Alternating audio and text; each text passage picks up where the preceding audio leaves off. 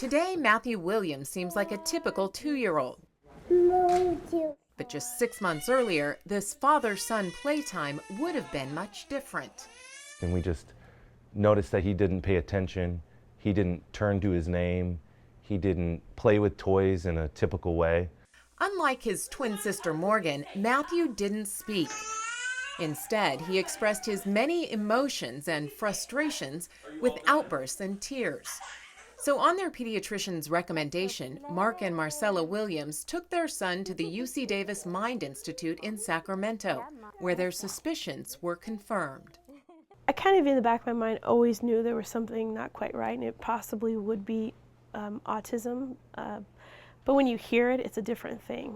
We just kind of get concerned with what it could mean, like is he going to be normal for the rest of his life? And you know, what kind of things are really going to affect him down the road? Is he going to be, you know, like any other kid? Autism isn't typically diagnosed until a child is older, but doctors recognized many of the risk factors in Matthew, including a lack of communication, a narrow range of interests, and unusual repetitive behaviors.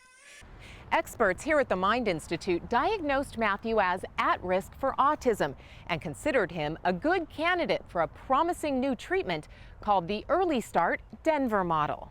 The Early Start Denver model is a method of intervention developed for very young children, and it draws from a number of different sources, both theories and science. Dr. Sally Rogers co-authored the Early Start Denver model, or ESDM, which she has been working on since the early 1980s. It's a program that has gained worldwide recognition, including a ranking on Time magazine's top 10 medical breakthroughs in 2012 for its promising results in children as young as 12 months. Something about these really, really little ones. I think they're still in a developmental period where their peers are learning to talk. They're not out of sync yet with other 18 to 24-month-olds. Everybody in that age is learning to talk. And we'll go, open boats. At 18 months old, Matthew was noticeably behind his twin sister and his peers in verbal and social development. Cupcakes? But researchers believe they could help him catch up fairly quickly. Caterpillar. When he first came to us, he had no language. He made very little eye contact. He had very few play skills. This would be a great way to work on jumping with 2 feet. He's very good at jumping. Do you want more juice? Yeah. Yes. Amy Board is a speech pathologist and the team lead for Matthew's intervention, which included a handful of therapists as well as his parents, who also received training so they can continue the treatment at home. It's an intensive 20 hours of therapy each week. Where was Matthew's focus during the ball routine, do you think? The therapy combines several science-based practices for working with autism into one intervention program. So rather than analyzing just communication or eye contact, the ESDM model is designed to work on improving several skills at once. So during the book routine, you saw me elicit eye contact. You saw me do vocal imitation with him. You saw me elicit sound effects with him with the slurping of the soup. Worms are yucky. And the idea is that we get to teaching about every 10 seconds. So about every 10 seconds, you're going to see some kind of a learning opportunity. And that's our fidelity goal with the ESDM model. And the results? After 5 months of therapy, it would be hard for someone who doesn't know Matthew to see a difference between him and any other child his age. We didn't think that something as simple as playing and structured play and these things could really modify, you know, his brain, because it's changed how his brain takes things in, and it's just like, wow, it's amazing to see. And it's not just Matthew Williams. The first ESDM study involved 48 toddlers with the same level of functioning, separated into 2 groups. One group received the ESDM therapy, the other was referred to a community program for therapy.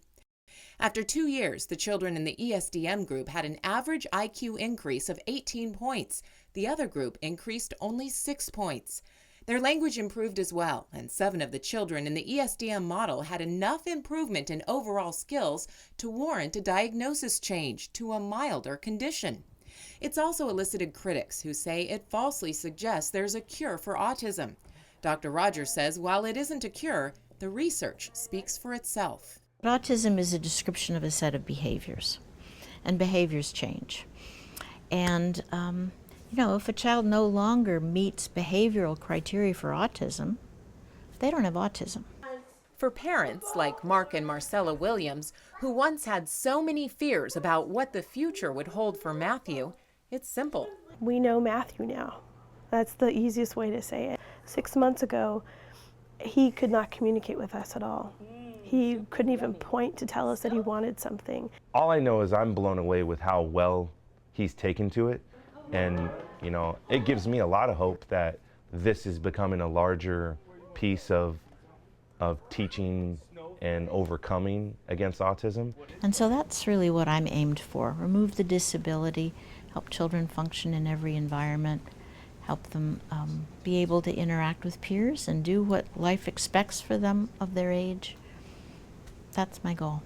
Sally Rogers says there may eventually be a day when autism is described more as a learning challenge than a severe, lifelong disability. But for now, much about autism is still a mystery. For Mark and Marcella Williams, it's a mystery they can finally feel confident will turn out just fine. Choo-choo. In Sacramento, Kristen Samos for UC Davis. Bunny rabbit.